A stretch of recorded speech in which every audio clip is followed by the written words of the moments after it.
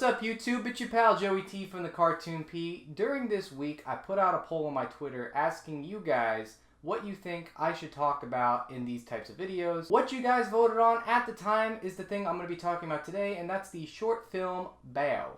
Or Bao. Bao. Bao. Bao. Not Bayo, like Scott Baio. It's Bao. I'm going to have to remember that. So I'm going to be talking about the short film Bao.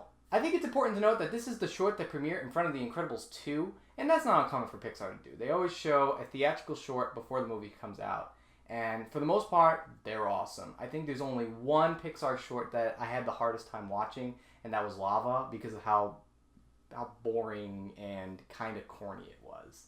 Definitely unoriginal. I think I mentioned it in a shorty I did a while ago on the short The Blue Umbrella, how much I kind of disliked Lava. It was very corny, cheesy, and really on the nose. A little bit too much for me. But for the most part, all the other Pixar shorts, they're classic. And this one really stood out to me.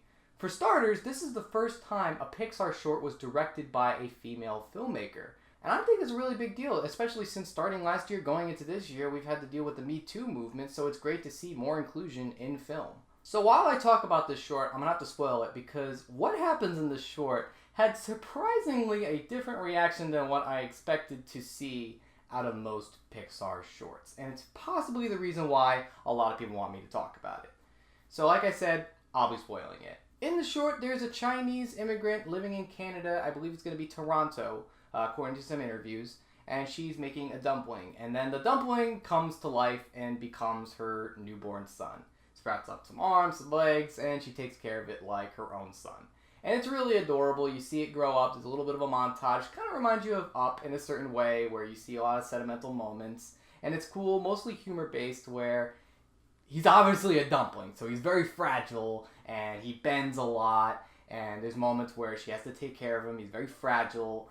And it's adorable. For the most part, me and the whole other theater, we were laughing. However, it comes to a point where throughout the short, he's growing up and he's going through his teenage years. In case you haven't seen, Avengers Infinity War, there's the character Groot who goes from a baby in the last film, and in this film, he's now a teenager, doesn't want to deal with nobody, hates authority figures. That's what happens to this little dumpling. And then he does something to rebel against his mother. I won't say specifically what it is, but hey, why not? I'm spoiling it anyways. He gets married! Yeah, the little dumpling goes out one night, goes on a bender, I don't know, and finds a lady and gets himself married out of nowhere. The reaction from the mother, it is priceless. I love it. But it comes to the point in the short, the one thing that I'm sure most people were freaking out about when it came out is her getting upset that he's flying the nest. She eats him. Like, let me put it to you this way. It'd be like in Pinocchio if Geppetto decides he got really mad at Pinocchio for leaving, and he just said, can't take Pinocchio's crap anymore, picks him up and throws him in a fire. That's kind of how I felt seeing that scene.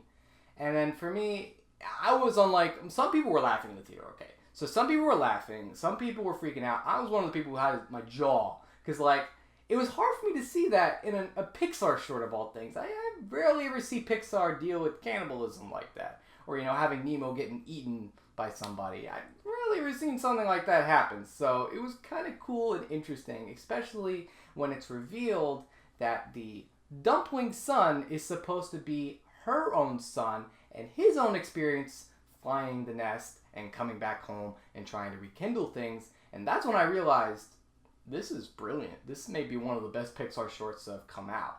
It got quite a reaction out of me, but it all made sense in the whole sense of a story. And I think one of the things that I found really interesting about this short is that it feels like one complete story. Not a vignette like most of the Pixar shorts. There's one short, Jerry's Game, where a guy's playing chess against himself. Really just a little vignette. I mean, there have been Pixar shorts that have been, actual stories and not just one single scene animated to feel like, something bigger. But this is the first time where, in my opinion, it feels like one coherent story that could easily have been a film. Unfortunately, though, I'm one of the only few people that actually enjoyed it. According to Twitter, of all places, there have been a lot of people complaining, mostly in the Caucasian race, unfortunately. I mean, I kind of feel bad reading it myself, where they've complained that this short was too much for them. It was weird, it was strange, it was horrible, it was horrifying. It was like, they shouldn't do this at all, da-da-da-da-da. And like, you know, it led to a lot of puff pieces coming out where people were like, they don't like the short because it's a white problem, they don't get the Chinese immigration thing.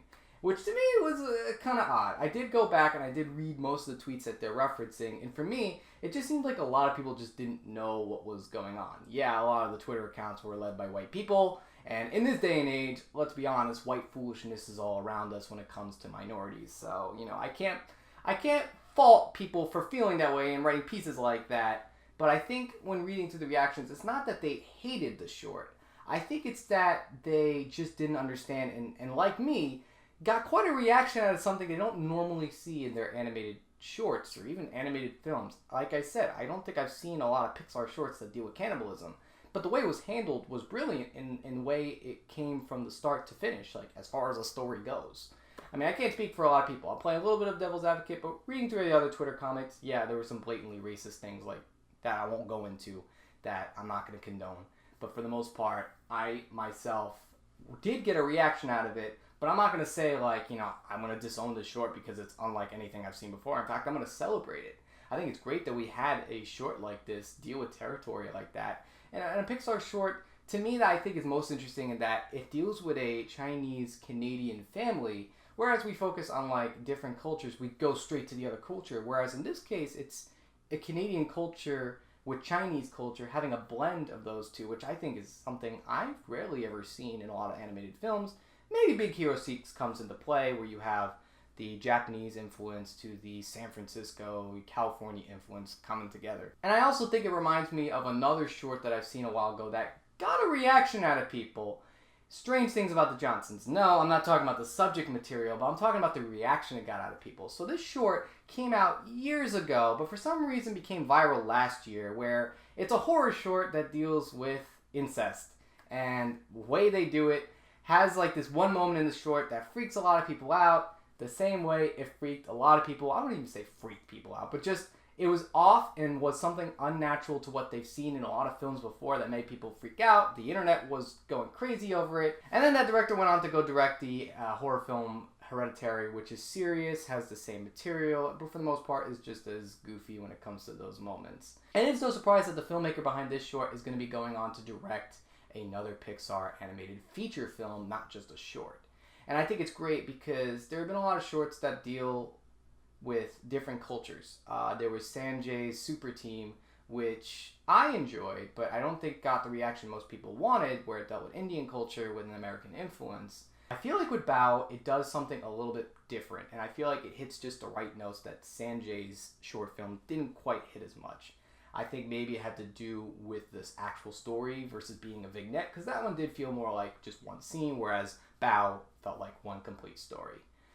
And for the most part, I enjoyed it. I could see why a lot of people were disturbed by it, but I wouldn't say it would turn me off from Pixar forever. I think they should continue making stories like this. I think it's great to see more inclusion in animated films with different cultures and whatnot. And for the most part, I really liked it. It made me hungry. I want to go eat myself some dumplings. Speaking of which, that dough was actually the most expensive part to that short when reading interviews, and it really shows. It looks very beautiful. So that's my shorts on Bao. Comment below, let me know what you think. It's always fun making these videos. Like, subscribe, do all that fun stuff. Put in the comment section what I should be talking about soon. I'm Joey.T.Cartoon.P, and thanks for watching. Take care.